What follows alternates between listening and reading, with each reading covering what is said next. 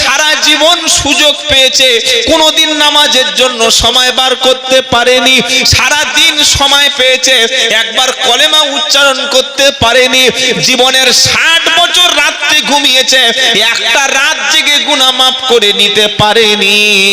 জীবনে কত ঘন্টা ইউটিউবে সময় দিয়েছে, ফেসবুকে সময় নষ্ট করেছে, পরনারীর পিছনে সময় নষ্ট করেছে, তাসের আড্ডার পিছনে সময় নষ্ট করেছে, গান বাজনা শুনেছে, হারাম জিনিস দেখেছে, অশ্লীল কাজের পিছনে সময় নষ্ট করেছে।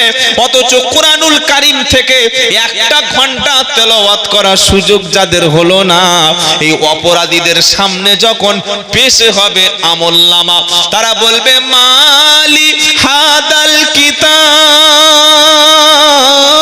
এই কি আশ্চর্য, কি একটা ধরনের কিতাব, কি ধরনের আমল সামনে দেয়া হলো, কি ধরনের খাতা সামনে ফেলা হলো।